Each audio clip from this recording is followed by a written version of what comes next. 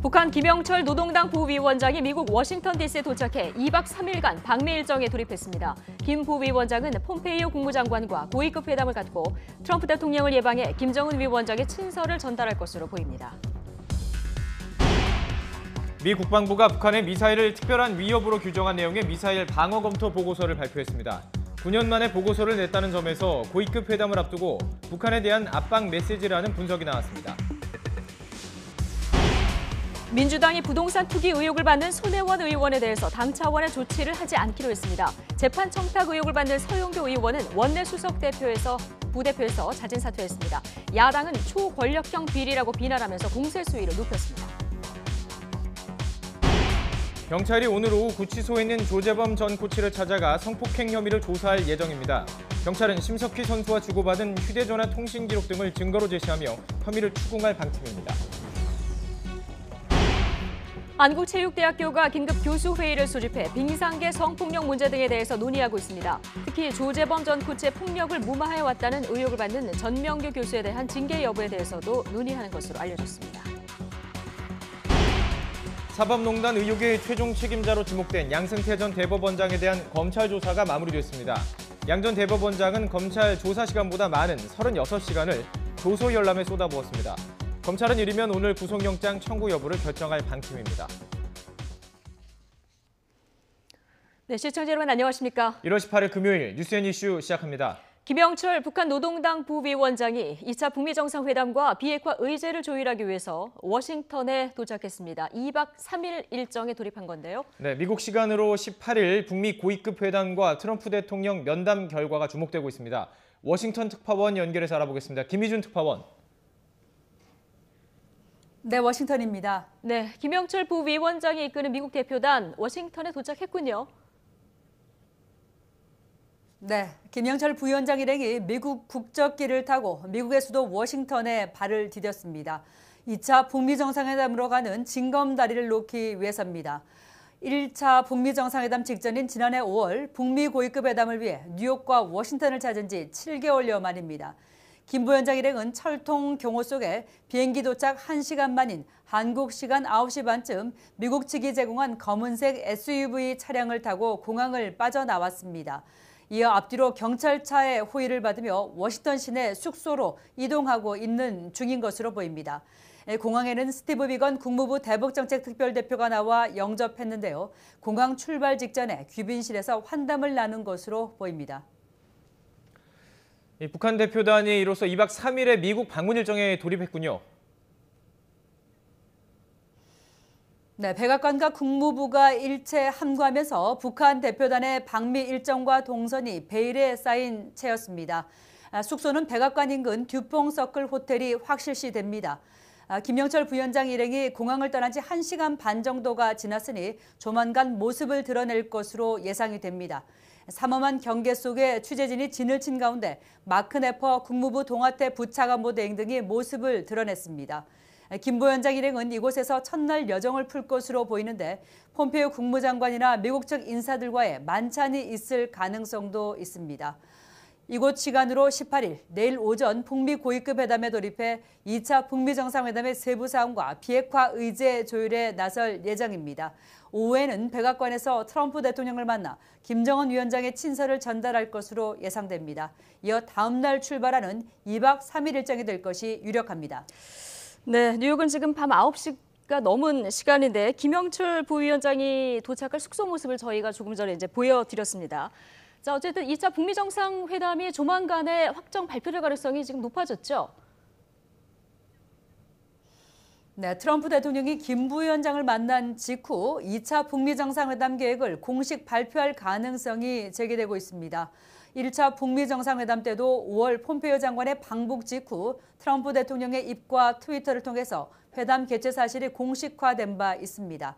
이런 가운데 로이터 통신은 김정은 위원장이 설 연휴 이후에 베트남을 국빈 방문할 예정이라고 전했습니다. 그러니까 2월 중순 베트남에서 2차 북미 정상회담이 열릴 수 있다는 관측을 뒷받침하는 보도입니다. 이와 함께 이번 북미 간 회동에서 비핵화와 상응 조치에 대해 얼마나 진전된 의견 잡분을 이룰지에도 관심이 모아지고 있습니다. 지금까지 워싱턴에서 전해드렸습니다. 네, 이렇게 북미 고위급 회담을 앞둔 시점에서 그런데 미 국방부가 북한을 특별한 위협으로 규정한 미사일 방어 검토 보고서를 발표했습니다. 협상을 위해서 대북 압박 수위를 높이기 위한 것 아니냐는 해석이 나오고 있습니다. 뉴욕에서 김용수 특파원의 보도입니다. 미 국방부가 발간한 2019년 미사일 방어 검토 보고서입니다. 러시아와 중국 등 미국을 위협하는 국가들의 미사일 능력과 이에 대한 방어 대책이 담겼습니다. 특히 북한의 미사일에 대해선 특별한 위협으로 규정했습니다. 지난 10년간 상당한 자원을 투자해 핵과 미사일 시험을 감행하면서 미 본토 공격이 가능한 시간에 가까워졌다는 겁니다.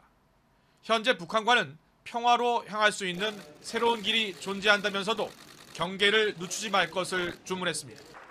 국방부를 찾은 트럼프 대통령은 미국을 향해 발사된 어떤 미사일도 탐지해 파괴하는 것이 목표라고 말했습니다.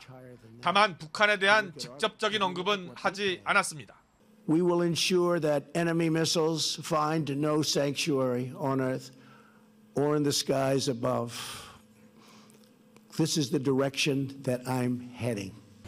국방부의 미사일 방어 검토 보고서는 지난 2010년 이후 9년 만에 발간됐습니다.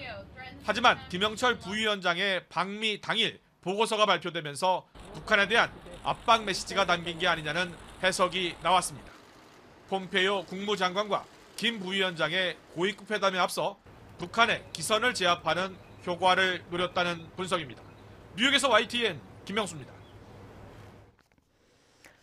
네, 국회로 가보겠습니다. 더불어민주당이 투기 의혹을 받고 있는 손혜원 의원의 해명을 수용하면서 판단을 유보한 가운데 손 의원이 건설사 등이 조사에 응하면 검찰 수사를 요청하겠다고 밝혔습니다. 자유한국당에서는 민주당의 조치를 놓고 셀프 면죄부라고 비판하면서 의혹을 밝히기 위한 상임위 소집을 또 요구했습니다. 국회 취재기자 연결해 보겠습니다. 최기성 기자.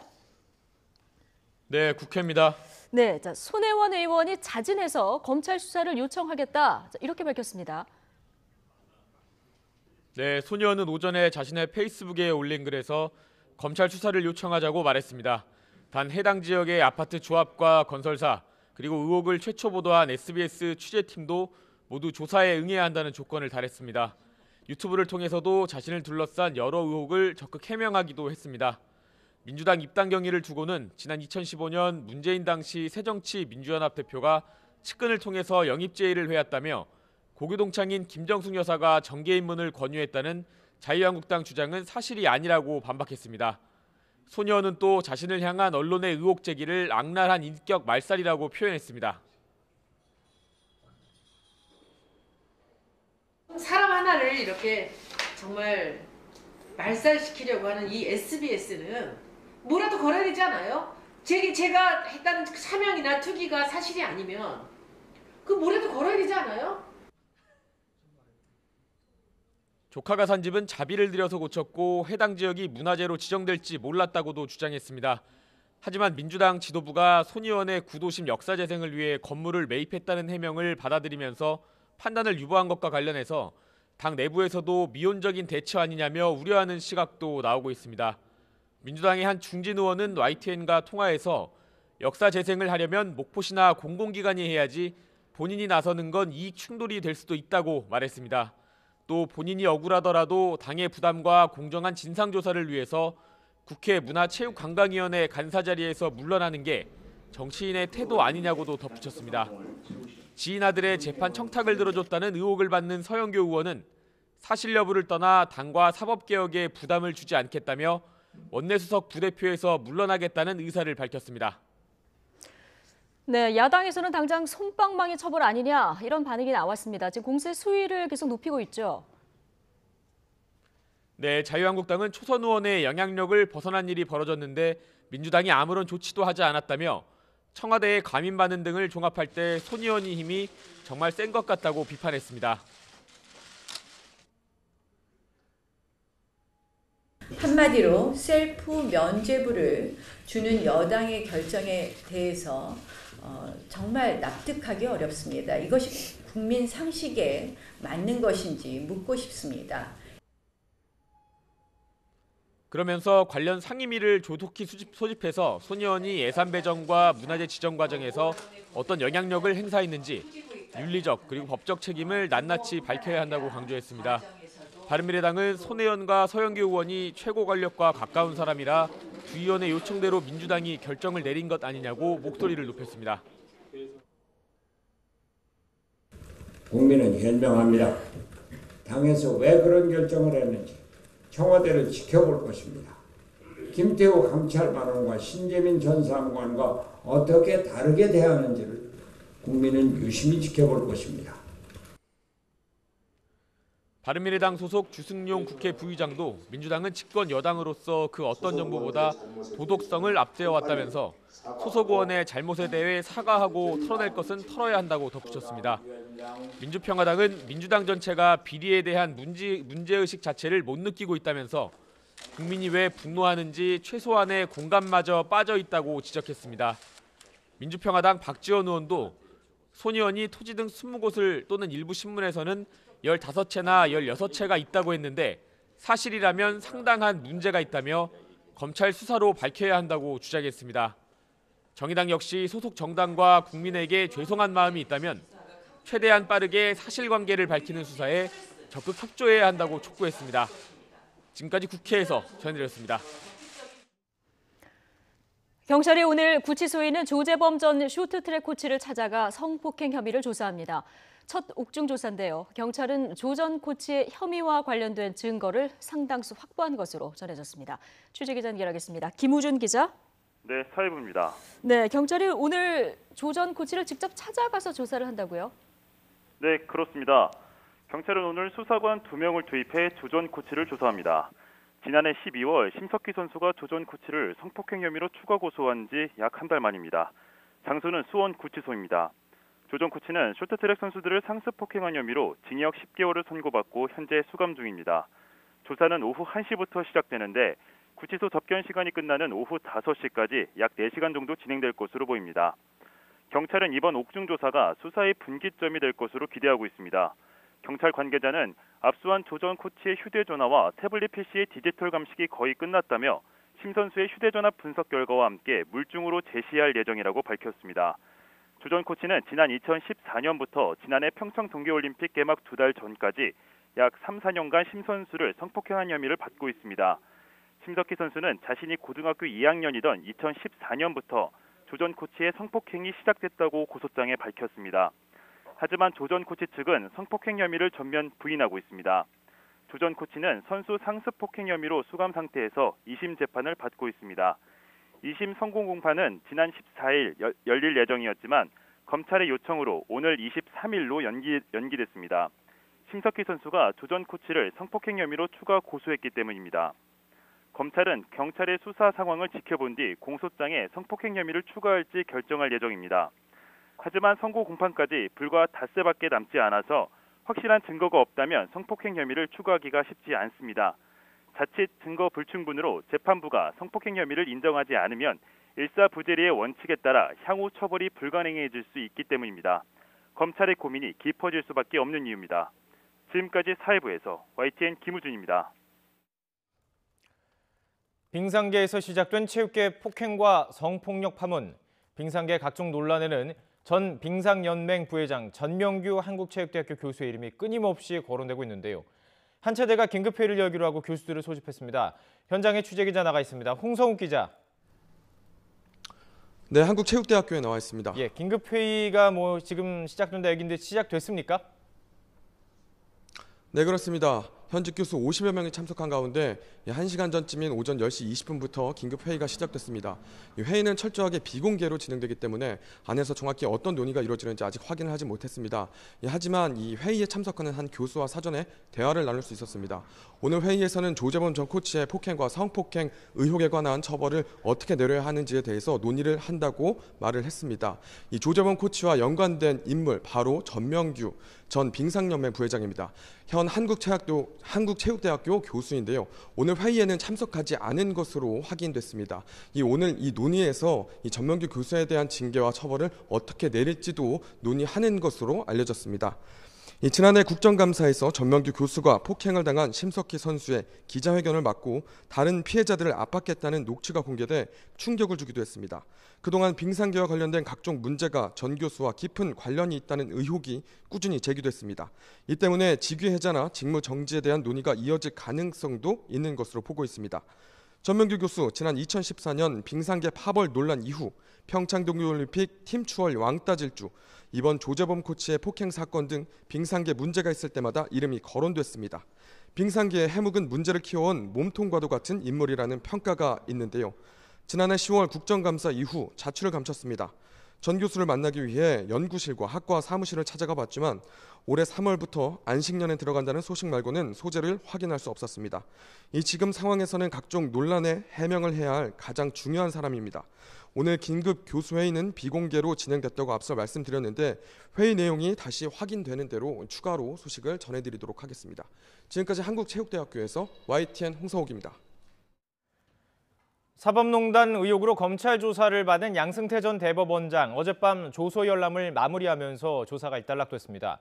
검찰은 이르면 오늘 양 전 대법원장에 대한 구속영장 청구 여부를 결정할 방침입니다. 취재기자 연결해보겠습니다. 양일혁 기자. 네, 서울중앙지방검찰청입니다. 네, 36시간 상당히 긴 시간입니다. 양 전 원장이 신문 조서를 확인하는 데만 이 36시간을 썼다고요? 네, 그렇습니다. 양승태 전 대법원장은 어제 오전 9시에 검찰에 출석해 어젯밤 11시 반쯤 귀가했습니다. 식사와 휴게 시간을 포함해 14시간 반 동안 조서를 열람했는데요. 양 전 대법원장이 조서를 열람한 시간을 모두 더하면 36시간이 넘습니다. 검찰 조사는 지난 11일과 14, 15일 이렇게 세 차례에 걸쳐서 27시간이 걸렸습니다. 조서 열람 시간이 조사받은 시간보다 훨씬 많은 셈이 됐습니다. 전직 대통령들과 비교해봐도요. 박근혜 전 대통령이 7시간 반, 이명박 전 대통령이 6시간 동안 조서를 열람했는데 이 때문에 전례가 없을 정도라는 말까지 나오고 있습니다. 양 전 대법원장이 이렇게 조서 검토에 긴 시간을 할애하는 배경을 놓고 방어 전략을 촘촘하게 세우려는 것이란 분석이 나옵니다. 검찰 질문과 자신의 답변을 외우다시피 해서 검찰이 확보한 증거와 숨은 패가 뭔지 추론하려는 거란 추측도 나옵니다. 조서 열람을 이유로 검찰 출석 횟수를 늘림으로써 구속영장 청구를 비롯해 검찰의 수사 시계를 늦추려는 꼼수라는 지적도 있습니다. 양 전 원장이 조서 검토를 마무리하면서 검찰은 조사를 일단락하고 구속영장을 청구할지를 놓고 저울질에 들어갔습니다. 검찰은 양 전 원장이 사법농단 의혹의 정점인데다 40여 개에 이르는 혐의 대부분에 대해 기억이 나지 않는다거나 실무진선에서 한 일이라고 책임을 미루고 있어 구속영장 청구가 불가피하다는데 무게를 두는 것으로 전해졌습니다. 검찰은 이르면 오늘 늦어도 다음 주 초에는 구속영장 청구 여부를 결정할 방침입니다. 지금까지 서울중앙지검에서 YTN 양희택입니다. 일제강점기 근로정신대 피해자들이 전범기업 후지코시를 상대로 제기한 손해배상 소송 2심에서도 1억 원씩 배상하라고 판결이 나왔습니다. 서울고등법원은 오늘 오전 김계순 씨 등 27명이 후지코시를 상대로 낸 손해배상 소송 항소심에서 원심을 확정했습니다. 앞서 1심 재판부는 지난 2014년 후지코시 측에게 피해자 한 사람당 1억 원씩 지급하라고 판결했지만 이후 항소심에서 4년 넘게 재판이 지연됐습니다. 진선미 여성가족부 장관은 일본군 위안부 문제연구소의 독립성을 확보하는 등 위안부 피해자 기념사업을 재정비하겠다고 밝혔습니다. 진 장관은 어제 가진 기자간담회에서 지금까지 진행한 다양한 방식의 피해자 관련 연구사업과 기념사업을 재정비하려 한다며 이같이 말했습니다. 일본군 위안부 문제연구소는 위안부 관련 자료 수집과 연구 지원을 위해서 여성가족부 산하 한국여성인권진흥원에 위탁해 지난해 8월 출범했습니다. 진 장관은 이어 최근 불거진 체육계 성폭력 문제도 바로잡겠다면서 문체부, 교육부와 협의해 근절 대책을 마련하고 있다고 말했습니다.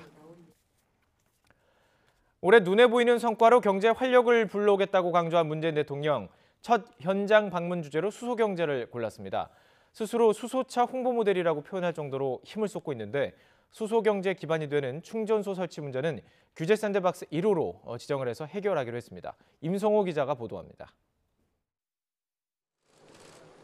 지난해 10월 프랑스를 국빈 방문한 문재인 대통령은 파리 시내 수소차 충전소를 방문했습니다. 우리 기업이 수출한 수소 전기차를 직접 타보고 충전소의 안전성에 큰 관심을 보였습니다. 시내 한복판에 있다는 것에서 안전성에 대해서 올해 첫 현장 방문이었던 어제 수소 경제 전략 회의에서도 문 대통령은 파리에서의 경험을 예로 들며 수소차의 안전성을 강조했습니다. 수소라고 하면 수소 폭탄을 연상하여 위험하게 여기는 분이 많은데 알고 보면 그렇지 않습니다. 파리 도심 한가운데 수소 충전소가 있었습니다. 이번 주 청와대 내부 회의에서도 수소차 충전소 확대 방안을 점검하는 등 문 대통령은 데이터, 인공지능과 함께 3대 기반 경제의 한 축인 수소 경제 띄우기에 주력하고 있습니다. 특히 수소차 부분은 내가 완전 홍보 모델. 수소 경제의 핵심 기반이 될 수소차 충전소 설치 문제는 규제 샌드박스 1호로 선정해 풀어가기로 했습니다. 수소차 충전소는 주변 시설과의 안전거리 확보나 토지 임대 제한 등의 규제로 도심 설치가 불가능했는데 기존 규제 적용을 미루고 서울 시내 5곳의 설치를 임시 허가할지 검토 중입니다. 문 대통령은 임기 내인 오는 2022년까지 전국 310곳의 수소차 충전소를 만들겠다고 밝혔습니다. 기업들이 혁신 성장에 집중할 수 있도록 연초부터 규제 거두기에 속도를 내고 있습니다. YTN 임성호입니다.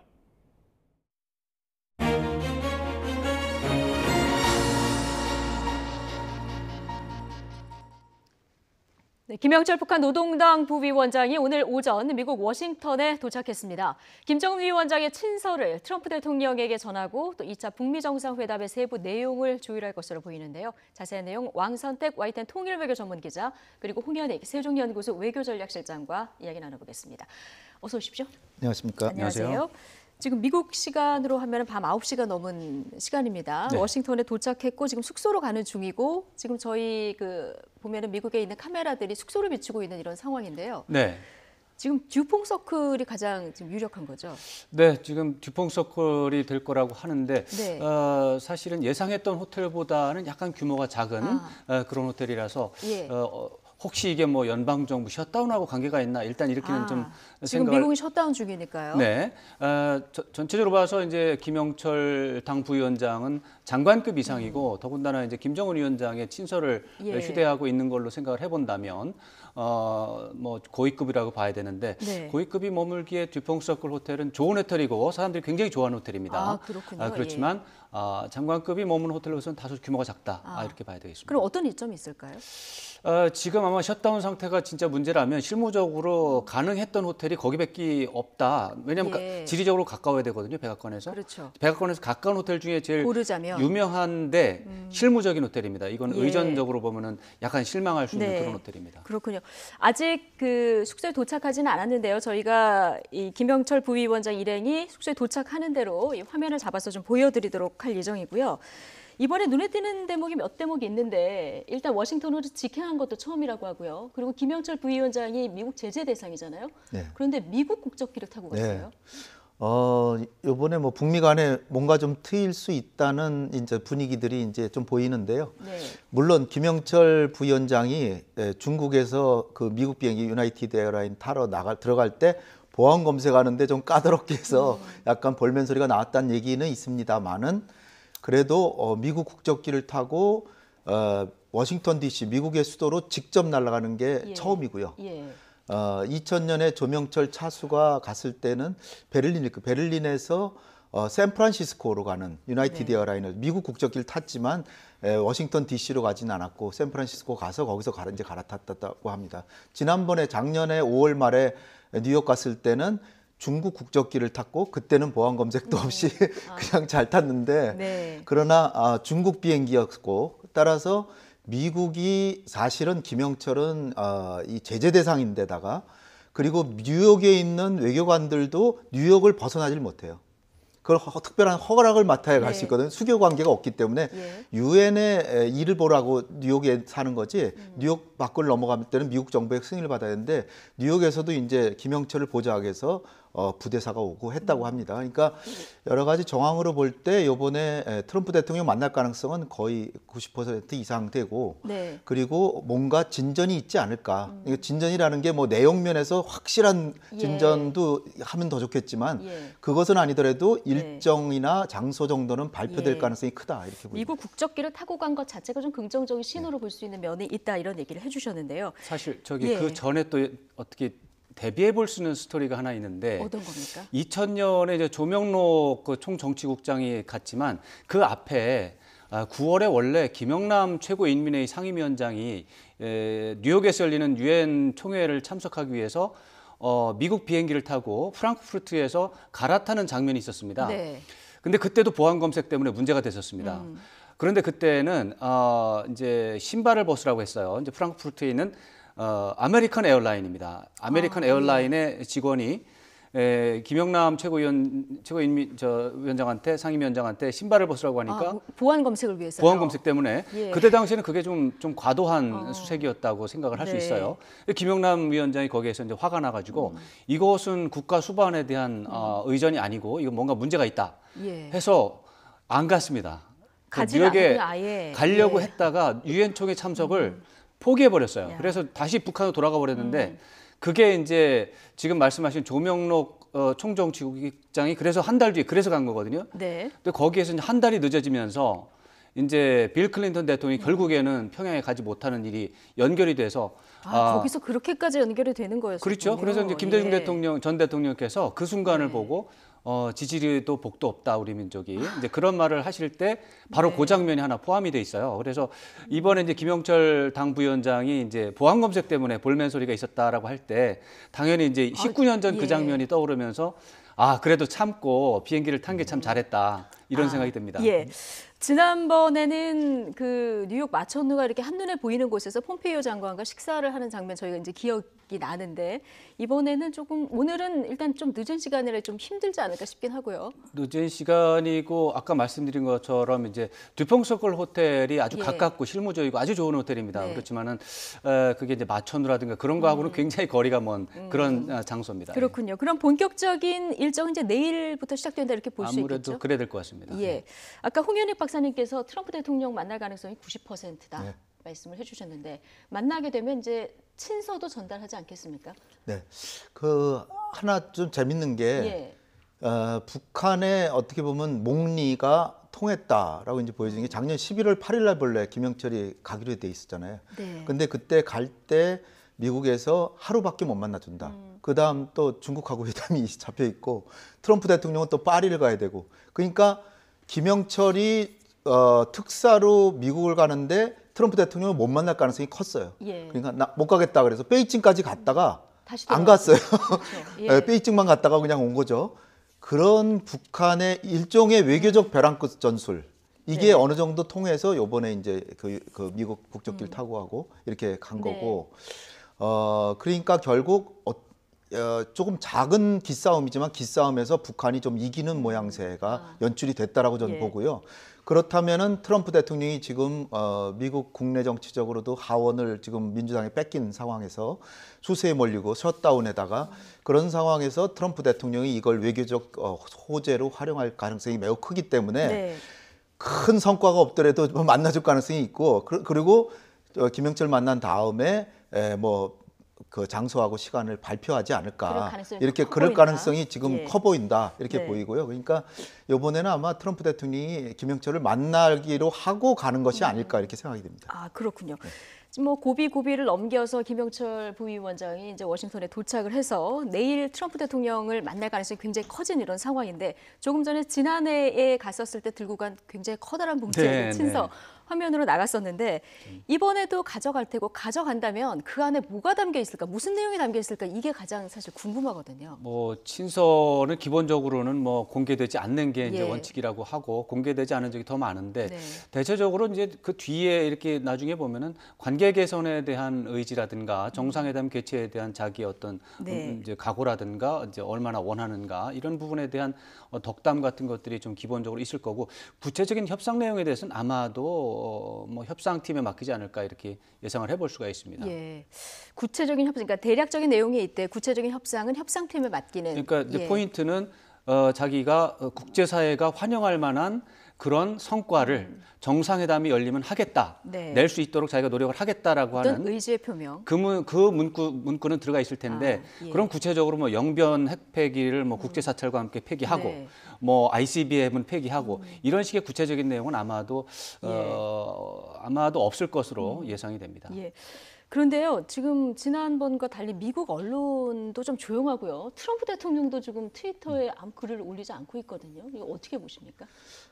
그러니까 그 지금 셧다운 상황에서 트럼프 대통령은 일단 그 문제가 중요하고 그리고 미국 국내 대다수의 전문가들 그리고 고위 관료들 그다음에 의회까지 포함해서 북한에 대해서 굉장히 그 불신과 이 북미 회담에 대한 회의론이 아주 그냥 꽉 차 있어요.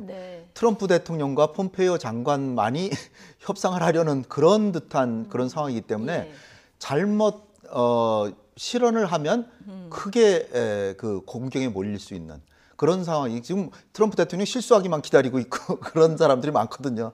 그런 상황에서 좀 신중한 모습을 보이고 또 김정은이 또 외교적 허를 찔러서 베이징에 가서 시진핑 주석을 만나서 전열을 가다듬고 했기 때문에 그거를 단순한 북한만 다뤄야 되는 게 아니라 중국도 다뤄야 되고 하니까 폼페이오 장관이 중국은 아주 비핵화 문제에 있어서는 충실한 파트너다. 그 정도 언급으로 견제구만 날렸고 실제 상황에서는 오히려 적막함을 유지한 가운데 김영철 만나서 합의안을 딱 발표해서 신뢰할 수 있는 지도자 이미지를 갖추려는 게 아닌가. 어떻게 보면 좀 신중하게 신중하게 하면서 그리고 전략이군요. 앞으로는 작년처럼 트럼프 대통령이 막 그냥 생각하는 대로 막 얘기하고 그게 조금은 어려워질 거예요. 왜냐하면 민주당에서 벼르고 있고 또 탄핵 얘기까지 나오고 있기 때문에 상당히 트럼프 대통령도 조금은 좀 온순해지고 이렇게 즉흥적인 얘기는 조금 상가지 않을까 이렇게 생각이 됩니다. 네, 왕성택 기자. 그런데 김영철 부위원장이 워싱턴에 도착하기 직전에 미 국방부가 이제 보고서를 하나 내지 않았습니까? 북한의 미사일이 특별한 위협이다 이런 평가를 내는 보고서를 내놨는데, 그렇죠.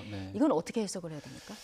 글쎄 이제 우선적으로 일감은 당연히 이제 북한에 대한 이제 압박이랄까요? 이제 이런 그림을 그려볼 수가 있는데 한 단계 더 나가면 정반대의 해석도 가능합니다. 그야말로 오디언스가 북한이 아니고 미국의 국내의 용이라면 이렇게 위험한 북한의 미사일 문제를 해결을 하고 있다라고 하는 해결사 이미지가 또 이제 시작이 되는 것이죠. 그러니까 이제 김영철 부위원장이 오고 이제 북미 정상회담이 열리고 어느 정도의 비핵화 부분에 대해서 협상에서 성과가 나올 거라고 예측이 되는 상황이잖아요. 그런 상황에서 북한의 미사일의 위험성을 부각을 한다는 것은 그 문제를 자기가 해결했다라고 하는 그 다음 넥스트 메시지를 준비하고 있는 거죠. 그랬을 때는 트럼프 대통령은 미국 국내 정치 무대에서는 굉장히 문제를 해결을 잘하는 유능한 외교적인 성과를 거두는 대통령이다. 이런 이미지를 줄 수 있기 때문에 제가 볼 때는 굉장히 사려 깊은 외교 성과 만들어내기에 첫 번째 단계가 아닌가. 그런 차원에서 시기적으로 이렇게 딱 만든 게 아닌가 생각이 되고요. 북한을 압박하는 차원에서 미국의 전략 보고서를 요날에 맞췄다라고 하기에는 미국의 전략을 너무 좁게만 생각하는 것 같습니다. 미국의 전략은 북한만 보는 게 아니고 언제나 중국 중심으로 기본적으로 돌고 있기 때문에 북한 중심으로 뭐 보고서가 나왔다 그러면 일단은 틀릴 가능성을 먼저 생각해야 됩니다. 일단 틀릴 가능성은 먼저 생각을 해봐야 된다. 알겠습니다. 어쨌든 지금 뭐 고위급 회담이 지나고 나면은 이제 북미 정상회담으로 가는 건데요. 곧 아까 말씀하셨듯이 시기와 장소가 발표될 거라 이런 보도까지 나오고 있거든요. 그런데 이제 트럼프 대통령이 이 시기와 장소를 김정은 위원장이 결정해라 이렇게 위임했다 이런 보도도 나오고 있거든요. 이건 어떻게 보십니까? 위임은 뭐 김정은 위원장이 자기 비행기로 가고 싶어 하니까 그 비행기 그 평양에서부터 이렇게 원을 그려보면 몇 나라 없거든요. 일본을 가겠습니까? 중국을 가겠습니까? 러시아, 블라디보스톡, 하바롭스크, 울란바토르 뭐 그리고 이제 베트남 여기가 걸리는 거죠. 필리핀, 대만에서 하기도 어렵고. 그러니까 제가 볼 때는 지금 트럼프 대통령이 지금 셧다운해서 국내 정치적 상황을 외교 문제로 돌파하자 이런 생각이 강할 거라고 봅니다. 그러니까 보통 2월 말 3월 초에 정상회담 한다라고 이제 많이들 얘기를 하는데 오히려 조금 더 땡겨지지 않을까. 그래서 2월 중순 정도 우리 설 연휴 지나고 일주일 정도 그 전후에서 저는 되지 않을까. 그리고 김정은 위원장이 지난번에 중국 비행기 빌려 타고 갔더니 인체 정보, DNA 정보가 많이 여기저기 찍혀가지고 중국이 아주 흐뭇해했다 뭐 이런 얘기를 들었다 그래요. 그래서 이건 내 비행기로 가야 되겠구나. 아니면 기차 타고 울란바토르 가야 되는데 울란바토르는 너무 추워서 지금 너무 추우니까 지금 못 가고 그러니까 아마 여름에 한다면 울란바토르에서 할지도 모르죠. 그래서 이번에는 하노이나 다낭 역시 제일 유력한 것 같습니다.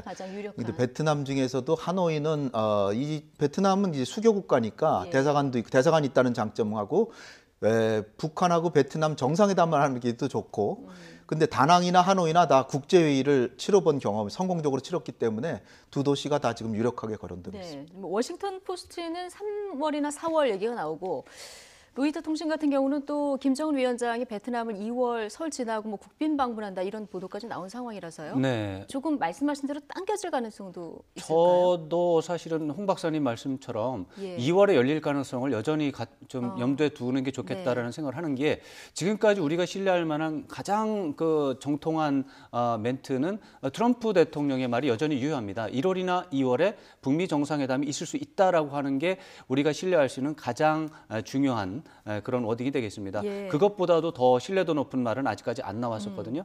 근데 3월, 4월 또 2말 3초 이거는 이제 전문가들이나 이제 언론의 이제 예. 추측이라고 봐서 저는 여전히 트럼프 대통령의 말을 중시한다면 1월이나 2월 가능성인데 1월은 안 돼. 이제 물리적으로 안 됩니다. 1월은 안 된다고 지나가 보고. 버렸고요. 오늘 벌써 18일이니까요. 네. 그러니까 2월 중순에서 2월 말 이것이 여전히 가장 가능성이 높은 기간으로 보는 게 맞겠다. 물론 이건 내일 정도면 이제 다 정리가 되겠습니다. 그러면 이제 곧 발표가 날 수도 있는 이런 상황을 좀 지켜봐야 그렇습니다. 되는 거고요. 자, 어쨌든 이번 2차 북미 정상회담이 열리게 된다면 비핵화 진전이라든가 미국의 상응 조치라든가 이런 부분에 대해서 조금 진전이 있어야 되잖아요. 네. 의제 부분도 지금 좀 조율이 되고 있겠죠. 네. 지난 한두 달 동안에 이게 정상회담을 한다 그러고 뭐 접촉도 없는데 무슨 정상회담이냐 이런 얘기 많았잖아요. 예. 근데 알고 보니까 CIA와 우리 국정원과 북한의 통전부 이게 1차 정상회담을 사실상 이끌어낸 그 세 팀이거든요. 네. 그 팀이 또다시 움직였던 게 아닌가 이렇게 정황이 드러나고 있고요. 네. 그래서 서훈 원장, 대한민국의 국정원장 서훈 원장이 지금 지난주에 미국을 다녀왔다는 거고요. 그리고 아마 통전부하고 우리 국정원 그리고 이 CIA와 통전부도 직접 만남을 가지고 있는데 이를테면 앤드류 김과 김성해 이번에 지금 김영철을 수행한다고 알려진 통전부의 통일 전선 책략 실장이죠. 네. 이 굉장히 남북 관계뿐 아니라 북미 관계도 하고 있고 지난번에 백악관에도 김성해가 갔었고요. 김성해하고 앤드류 김이 만났을 테고 앤드류 김은 이제 물러났지만 그 후임자가 누군지도 몰라요. 이제 백인 남자라는데 그분하고 김성해하고 만나서 상당히 저는 조율이 됐을 가능성도 있다. 그런데 이제 요번에는 지금 이 미 하원이 민주당이 장악하고 있기 때문에 요번에 정상회담 하지 마라. 잘 준비해서 해라. 두 번째는 잘 못 준비해서 요번에 별 성과가 없으면 각오해라. 이러고 있기 때문에 뭔가의 구체적인 성과를 낼 것이라고 봅니다. 그 얘기는 뭐냐면 그렇다고 모든 작년 초봄에 존 볼튼 보좌관이 얘기한 대로 무슨 뭐 중단거리 미사일도 포기해라. 화생방 무기도 포기해라. 인권 문제도 거론하겠다. 이러다가는 아예 안 되는 거고요. 따라서 핵무기는 건드리지 않고 영변 핵시설은 문재인 대통령하고 김정은 위원장이 벌써 폐기할 용의를 상응 조치만 있으면 하겠다고 했으니까 가을 평양 정상에서 김정은 위원장이 벌써 내놨잖아요. 그거를 사찰까지 받아라. 네. 아니면 그거에 대해서는 그 부분만이라도 신고까지 해라. 이렇게 하고 그다음에 지금 폼페이오가 자꾸 얘기하는 것처럼 장거리 미사일, 장거리 미사일 부분에서 약간의 양보를 알파를 더해서 그걸 묻고 미국은 연락사무소 돈 안 드는 거죠. 연락사무소 그다음에 인도주의적 지원은 뭐 발표는 안 해도 어차피 하는 거니까. 근데 제가 볼 땐 개성공단과 금강산을 풀어주지 않을까 저는 조심스럽게 보고 있습니다. 왜냐하면 김정은 위원장이 구체적으로 얘기했고 그것을 시금석으로 삼았을 수 있어요. 그걸 풀어준다면 가고 아니면 안 가겠다라고 버텼을 수도 있기 때문에 그리고 문재인 대통령 말씀하시는 걸 들어봐도 개성공단과 금강산은 좀 가능성이 좀 요번에 보인다. 그러니까 미국의 상응 조치와 관련해서는 금강산 관광이라던가 개성공단 체계 이거와 관련해서 면제해 주는 거죠. 면제해 주는 어떤 미국의 이런 어떤 진전된 입장이 나올 가능성이 가장 크다 얘기를 해주셨는데 지금 질문 한 가지만 지금 할 수 있는 상황이라서요. 김정은 위원장의 이제 서울 답방 이것도 관심인데 문재인 대통령이 북미 정상회담 이후가 가능하다 이런 얘기는 이제 신년사에서 밝히지 않았습니까? 3.1절에 방문할 거다 이런 얘기가 좀 나와요. 글쎄 이제 여러 가지 시나리오가 있고 여러 가지 시나리오 중에서 김정은 위원장이 3.1절에 방문을 서울 답방을 할 가능성이 있는 시나리오도 있긴 있습니다. 그렇지만 여러 가지 시나리오 중에서 그 시나리오는 가능성이 낮은 시나리오입니다. 낮은 시나리오. 그래서 여권에서 자꾸 이 얘기가 우리 나왔어요. 사회 한 군데 한 곳에서 뭐 3.1절에 오면 좋겠다라고 생각을 하고 그런 문제에 대해서 생각을 계속해서 깊게 하는 것은 충분히 가능한 일인데 가능성이 크냐 적냐 이렇게 따지면 가능성은 적은 시나리오고 그런 생각을 누군가 하느냐 안 하죠 당연히. 예. 굉장히 좋은 시기라고 의미는 굉장히 생각하죠. 있는 하지만 날짜긴 가능성은 한데요. 지금으로 봐서는 그렇게 높은 시나리오는 아니다 이렇게 봐야 되겠습니다. 이게 물리적으로 그렇습니까? 만약에 조금 아까 두 분 얘기하신 대로 북미 정상회담이 2월 중에 열린다고 해도 3월 1일 날 답방을 하는 건 좀 물리적으로 시간이 힘든 이런 상황인 건가요? 중요한 것은 북미 정상회담에서 실질적인 성과가 나와서 예. 제재 완화 정도가 나온다면 우리 정부하고 북한하고 협력할 부분이 많기 때문에 네. 금방 달려올 것 같고요. 예. 이게 사실 올해 3.1운동이 100주년이잖아요. 역사적인 임시정부 수립 그렇죠. 100주년. 그래서 역사적인 해인데 만약에 그게 성사된다면 정말 세계적인 이벤트가 될 수도 있고 한데 북미 정상회담에서 제재 완화가 되느냐가 관건이 될 것 같습니다. 북미 정상회담에서의 제재 완화 네. 이 부분에서 어떤 답이 워싱턴에서 들려오는지 이 부분을 좀 주목해서 봐야 되겠군요. 지금까지 왕선택 와이든 통일외교 전문기자 그리고 홍현익 세종연구소 외교전략실장 두 분과 이야기 나눠봤습니다. 고맙습니다. 고맙습니다. 감사합니다. 네, 국회의원들의 재판 청탁 의혹이 터지면서 중간 연결고리였던 파견 판사 제도가 덩달아 도마 위에 올랐습니다. 서영교 의원과 법사위에서 함께 활동했던 서기호 변호사, 전 정의당 의원이기도 하죠. 어제 저희 인터뷰를 했는데요. 파견 판사는 뭐 하는 거냐 이 질문에 국회 법사위 의원실 돌아다니면서 보좌관들과 밥 먹고 친분 쌓고 또 법원 관련 정보를 빼낸다. 뭐 이러면서 영탐이란 표현까지 썼는데요. 로비 창구냐 이렇게 비판이 커지니까 국회에서 이 제도를 없애자 이런 의견까지 지금 나오고 있는 상황입니다. 뉴스 앤 이슈 2부에서 관련 이야기 좀 나눠보겠습니다.